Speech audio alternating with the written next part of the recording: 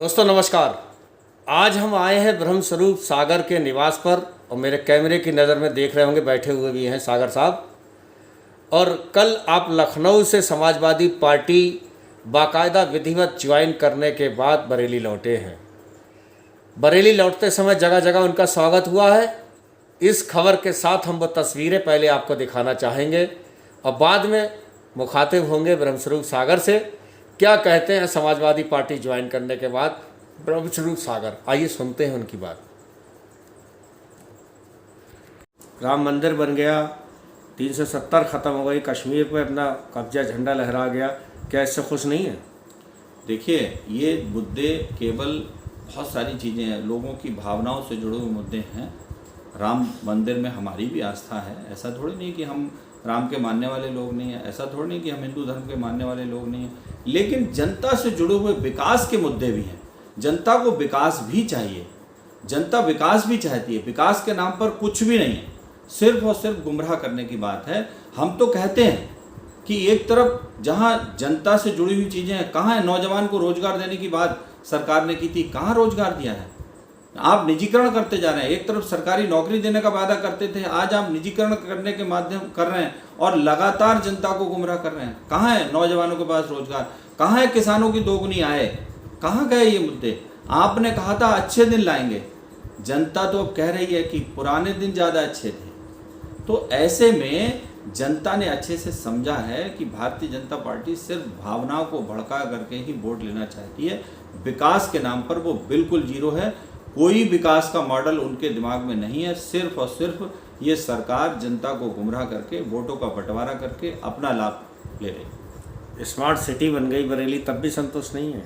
देखिए, smart city बन गई, आप मुझे बताइए कि जनता विकास के मुद्दे पर बहुत गंभीर है, ऐसा नहीं है। मौका भी दिया है भारतीय जनता पार्टी को उन्होंने। स्मार्ट सिटी बन जाने से कहाँ है? मैंने कहा कि बहुत सारे ऐसे मुद्दे हैं, आप क्या जवाब देंगे? लोगों का रोजगार छिन गया। ये कोरोना काल में देखिए कितना लोग नुकसान में गए हैं। आर्थिक आधार पर अगर हम देख लें तो कहाँ है लोगों का कारोबार? जीएसटी को कहाँ ले जाएंगे लोग? व्यापारी परेशान है, नौजवान परेशान है, तमाम ऐसे वर्ग हैं, किसान परेशान है, कोई भी खुश नहीं है। स्मार्ट सिटी बन गई, अच्छी बात है, लेकिन और भी मुद्दे हैं। जनता की रोजी रोटी कहाँ से आएगी? कहाँ से आदमी खाना खाएगा? महंगाई किस कदर है? आप देखिए, गैस के दाम, डीजल के दाम, मतलब कोई भी चीज़ नहीं ऐसी है जिसे हम कह सकें कि सरकार ने सस्ती करने का काम किया है। रोज़मर्रा की चीज़ों में भी महंगाई ही बढ़ी है। जनता सारी चीज़ें जानती है। आपके सरकार जिसमें आप अब पार्टी में है समाजवादी, उसने लखनऊ में मेट्रो बनाई, एक्सप्रेस वे बनाए, तमाम पुल बनाए, नौजवानों को लैपटॉप बांटे, सुशासन भी दिया आपके हिसाब से।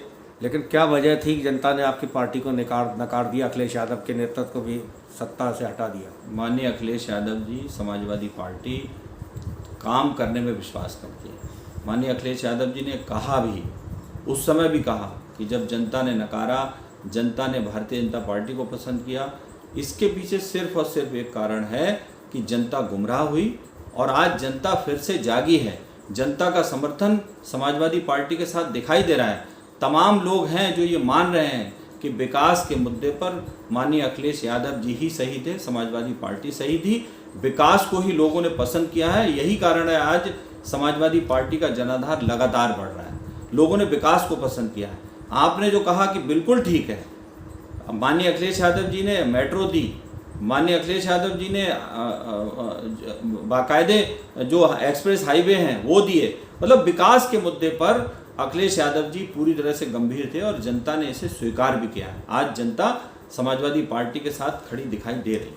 प्रधानमंत्री नरेंद्र मोदी ने अगर सूझबूझ से काम नहीं लिया होता तो पश्चिमी देशों की तरह कोरोना हिंदुस्तान में भी तबाही मचा सकता था, लाशों के ढेर लग जाते अगर लॉकडाउन लंबा नहीं लगाया गया होता।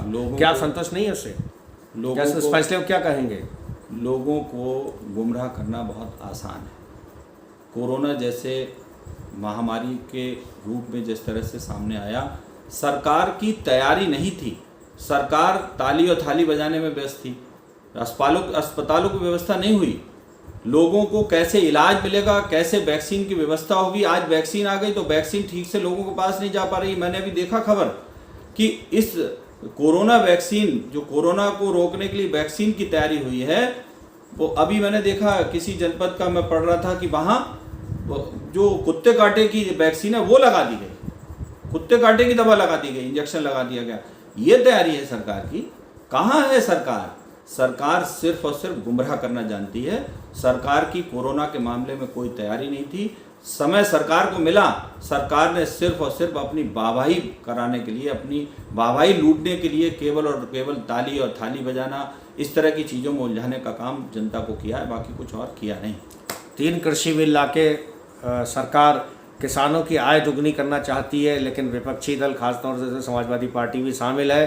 कहीं ना कहीं किसानों की चौपाल लगाना, साइकिल घुमाना और किसानों को बरगलाना, इस तरीके के आरोप लग रहे हैं। क्या लग रहा है 3 कृषि बिल कानून ठीक नहीं थे आपके हिसाब से? क्या सड़कों पर कोई राजनीतिक दल नहीं बैठा है, वही किसान बैठे हैं जो प्रभावित हैं। किसानों ने समझा है, किसानों ने 3 कृषि बिलों को पढ़ा है, वही किसान है, जागरूक किसान है। किसानों ने समझा है कि हमारी ज़मीनें, हमारी खेती किस तरह से दूसरे हाथों में चली जाएंगी, वो भी दूसरों पर डिपेंड हो जाएंगे। आज जो खेती करके वो अपना जीवन यापन कर रहे हैं जैसे तैसे, लेकिन वो भी उनसे छीनने का काम सरकार कर रही है। 3 कृषि कानून केवल और केवल जो पूंजीपति हैं उनके हितों के कानून है, किसानों के हितों के नहीं है। ये किसानों ने खुद साबित किया। किसान आज सड़कों पर बैठा है अपना दर्द लेकर के, लेकिन सरकार का ध्यान उस तरफ, सरकार उस पर ध्यान देना ही नहीं चाहती है।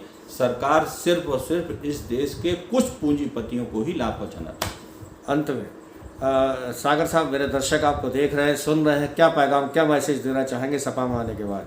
देखिए, मैं केवल ये कहना चाहता हूँ कि जनता से जुड़े हुए मुद्दों पर समाजवादी पार्टी बेहद गंभीर है। हमारे नेता माननीय अखिलेश यादव जी पूरी तरह से जनता से जुड़े मुद्दों पर गंभीर हैं, कहीं संघर्ष करने में पीछे नहीं है। समाजवादी पार्टी ही उत्तर प्रदेश में अच्छा शासन दे सकती है, विकास दे सकती है, कानून का राज दे सकती है।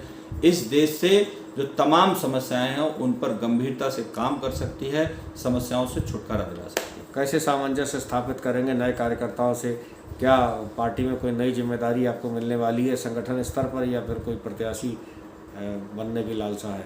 पार्टी जो भी जिम्मेदारी देगी पूरी तरह से, पूरी तन्मयता के साथ, पूरी निष्ठा के साथ उसे निभाने का काम करेंगे। जहाँ तक तालमेल बनाने की बात है, कहीं भी कोई भी मेरा ऐसा नहीं वो है किसी कार्यकर्ता के साथ पुराने और नए की बात नहीं है। सारे लोग राजनीतिक लोग हैं, कोई नए और पुराने की बात नहीं होती है, केवल और केवल तालमेल बनाने की बात होती है। मेरा तालमेल पहले भी था और आज भी रहेगा।